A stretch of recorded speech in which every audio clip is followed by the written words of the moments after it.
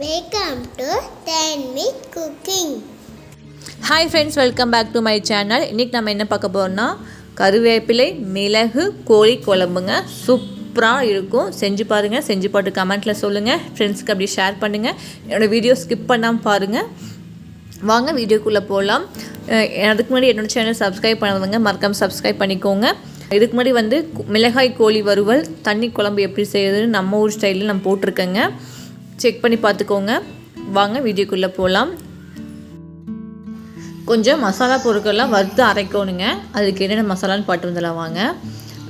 ஒரு பூ அன்னாச்சி பூ, அந்த அன்னாச்சி பூ இருக்கும் பார்த்தீங்களா, அது நம்ம ஒன்று எடுத்துக்கலாம். பட்டை ஒரு துண்டு எடுத்துக்கலாங்க.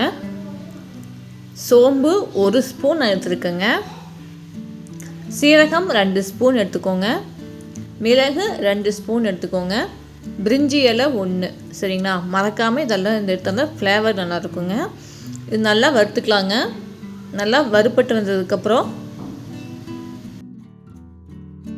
இதெல்லாம் வறுக்கும்போது ஒரு ஸ்மெல் வருங்க. அந்த ஸ்மெல் வந்ததையுமே நம்ம அடுப்பு ஆஃப் பண்ணிக்கலாம். இப்போ நல்லா வறுத்தாச்சுங்க. இப்போ வறுத்ததுக்கப்புறம் அடுப்பு ஆஃப் பண்ணிக்கலாம். அடுப்பு ஆஃப் பண்ணிவிட்டு ஒரு தட்டில் மாற்றி வச்சுக்கலாங்க. அது ஆறிட்டு இருக்கட்டும் ஒரு பக்கம். அப்புறம் 1 ஸ்பூன் எண்ணெய் சேர்த்திக்கோங்க. ஒரு 10 முந்திரி சேர்த்திக்கோங்க. முந்திரி நல்லா வறுத்துக்கோங்க. நல்லா வறுப்பட்டு வந்ததுக்கப்புறம் ஒரு கைப்பிடி அளவு கருவேப்பிலை சேர்த்திக்கலாங்க. நல்லா ஃப்ரெஷ்ஷாக இருக்கிற கருவேப்பிலை சேர்த்திக்கோங்க. ஒரு கைப்பிடி அளவுக்கு கம்மியாக சேர்த்திக்கோங்க. ஏன்னா ரொம்ப சேர்த்தினோம்னா கசப்பு வரும் கருவேப்பிலை, அதனால் கம்மியாக சேர்த்திக்கோங்க. சேர்த்திட்டு முந்திரியும் கருவேப்பிலையும் நல்லா வதக்கிக்கோங்க. நல்லா வதக்கினதுக்கப்புறம் இப்போ இந்த அளவுக்கு வறுப்பட்டு வந்துருச்சுங்க. நல்லா முறுமுறுன்னு கருவேப்பிலை ஆயிடுச்சு. அடுப்பு ஆஃப் பண்ணிக்கலாம். இது நல்லா ஆறிடுச்சுங்க இந்த மசாலா. இதையும் நல்லா உள்ளே சேர்த்திக்கலாம். சேர்த்திட்டு முந்திரியும் கருவேப்பிலை நல்லா ஆறினதுக்கப்புறம் அதையும் உள்ள மிக்சிக்குள்ளேயே இதுக்குள்ளேயே சேர்த்திக்கலாங்க.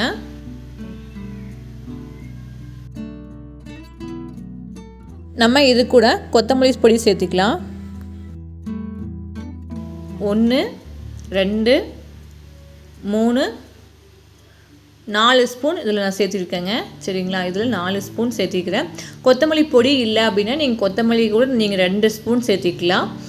நான் கொத்தமல்லி பொடி இருக்குது அப்படிங்கிறதுனால நான் 4 ஸ்பூன் சேர்த்திருக்கிறேன். கொஞ்சமாக தண்ணி ஊற்றி இது மாதிரி பேஸ்ட்டாக அரைச்சி எடுத்து வச்சுக்கோங்க. நல்லா ஃபைன் பேஸ்ட்டாக அரைச்சி வச்சுக்கோங்க. இதுக்கப்புறம் நம்ம தாளிச்சு விட்டுக்கலாங்க சிக்கனை. 2 டேபிள் ஸ்பூன் நல்லெண்ணெய் சேர்த்திக்கோங்க. வெங்காயம் பேஸ்ட்டாக அரைச்சி வச்சுருக்கேன். ஒரு 2 பெரிய வெங்காயம், இல்லை சின்ன வெங்காயம் கூட நீங்கள் 100 கிராம் எடுத்து அரைச்சி வச்சுக்கோங்க. நான் பெரிய வெங்காயம் தான் எடுத்துருக்கேன். 2 to 3 பெரிய வெங்காயம் ஸ்மால் சைஸில் எடுத்துருக்கேங்க. 3 அரைச்சி வச்ச பெரிய வெங்காயம் பேஸ்ட்டாக சேர்த்தியாச்சு. கருவேப்பிலை, காற்றுக்கு ஏற்ற மாதிரி பச்சை மிளகாய் 3, சரிங்களா? அதையும் சேர்த்திட்டு இப்போ பச்சை வாசனை போகிற வரைக்கும் வெங்காயம் நல்லா வதக்கி எடுத்துக்கலாங்க. இப்போது வெங்காயம் நல்லா வதங்கி வந்துடுச்சுங்க. 2 தக்காளி பழம் அரைச்சி வச்சுருக்கேன், அதையும் நம்ம சேர்த்திக்கலாங்க. தக்காளி பேஸ்ட்டை ஊற்றிட்டு நல்லா வதக்கிக்கோங்க. தக்காளி அந்த பச்சை வாசனை போகிறதுக்கு நம்ம மூடி வச்சுக்கலாம். சிம்மில் வச்சுக்கோங்க.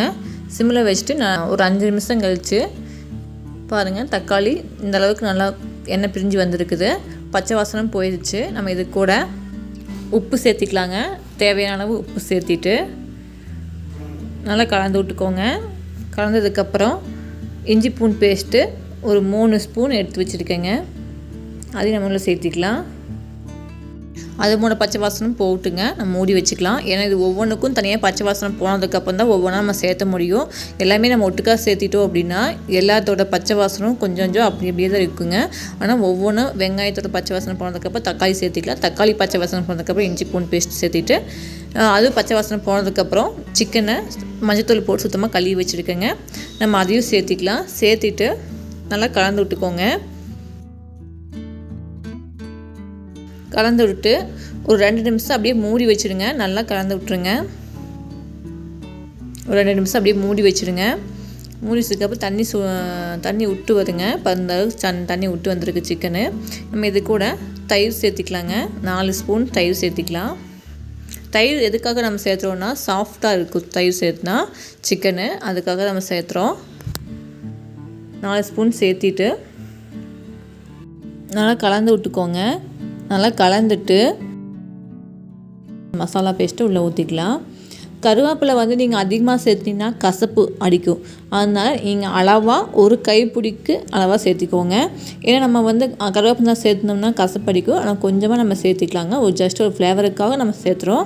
உப்பு கரெக்டாக இருக்குதான்னு செக் பண்ணிக்கோங்க. செக் பண்ணி பார்த்துட்டு நம்ம முந்திரியை அரைச்சி ஊற்றிருக்கிறோம், கொத்தமல்லி பொடி போட்டிருக்கறனால குழம்பு திக்னஸ் கொடுக்கும். அதனால் நம்ம கொஞ்சம் தண்ணி சேர்த்திக்கலாங்க. தண்ணி சேர்த்திட்டு 3 பச்சை மிளகாய் கடைசியில் நான் சேர்த்துக்கிறேன். கொஞ்சம் காரம் கம்மியாக இருக்கிறதுனால ஒரு 3 பச்சை மிளகாய் நம்ம கடைசியில் சேர்த்துக்கிறேன். மூடி வச்சுட்டு நல்லா குழம்பு கொதிக்கட்டுங்க. சிக்கன் வந்து வேகறதுக்கு ஒரு 5 to 20 நிமிஷம் தான் ஆகும். அதுக்குள்ளே நல்லா வந்துருங்க. நம்ம அடிக்கடி கிளறி விட்டுக்கொண்டு நம்ம முந்திரி அரைச்சி ஊற்றிருக்கோம் அப்படின்னா அடியில் பற்றி போயிடும். மண் சட்டியாக இருந்தாலும் அடியில் பற்றி போயிடும். அதனால் அப்பப்போ கிளறி விட்டுக்கலாம். சக்தி சிக்கன் மசாலா 1 ஸ்பூன் நான் சேர்த்திருக்கிறேன். சேர்த்திட்டு நல்லா கலந்து விட்டுங்க. இப்போ இந்த குழம்பு இந்த அளவுக்கு திக்காயிடுச்சு. இப்போ நம்ம அடுப்பு ஆஃப் பண்ணிவிட்டு கொத்தமல்லி தழை தூவி விட்டுக்கலாங்க. அடுப்பு ஆஃப் பண்ணாலும் இந்த மண் சட்டியில் சூடு அப்படியே இருக்கும். ஒரு 2 நிமிஷத்துக்கு அப்படியே நல்லா கொதிக்குங்க. இப்போ பாருங்கள், இந்த அளவுக்கு அடுப்பு ஆஃப் பண்ணதுக்கப்புறம் இந்த அளவுக்கு குழம்பு திக்காக வந்திருக்கு. இதை விட கிரேவியாக வேணுனாலும் நீங்கள் வந்து இன்னும் கொஞ்சம் குழம்பு கொதிக்க விட்டுருங்க. எனக்கு இந்த அளவுக்கு கரெக்டாக இருக்கும். ஏன்னா சாப்பாட்டுக்கு, சப்பாத்திக்கு, இட்லி தோசைக்கு சூப்பராக இருக்கும்.